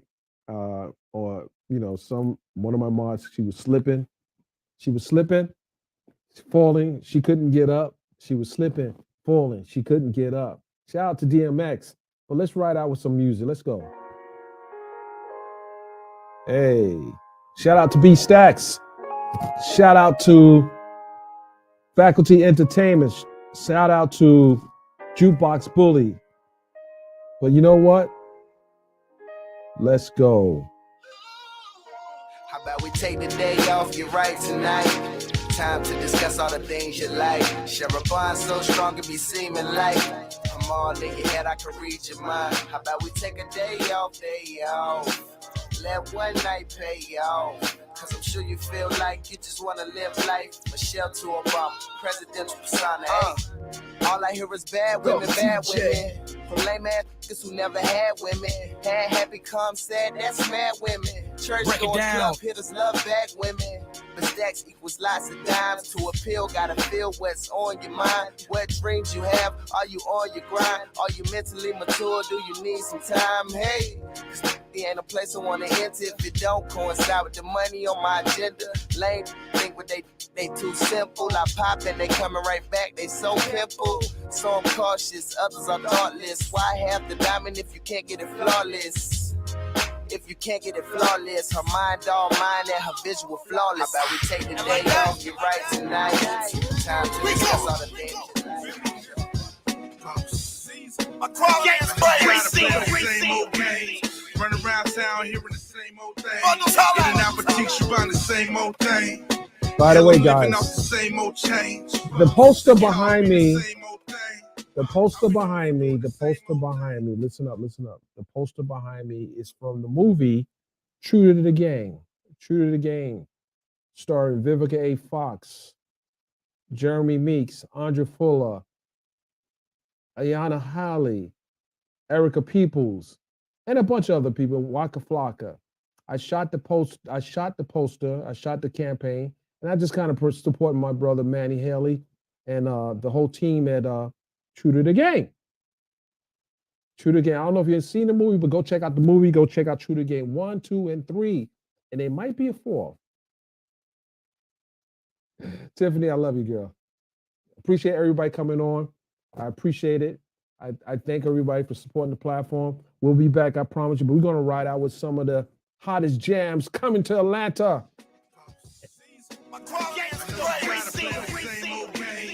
Yeah.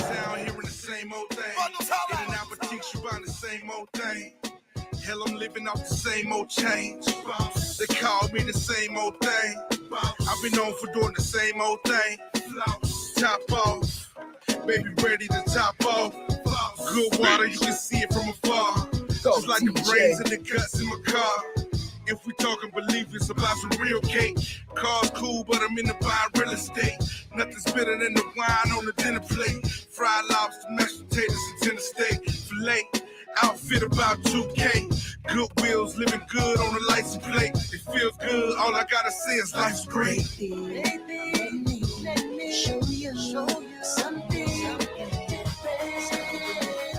Hit that like button. Hit that like button. Let's go. Make sure you subscribe to the channel. Make sure you hit the like button. Share if you care. Support the channel. We'll be back. I promise you.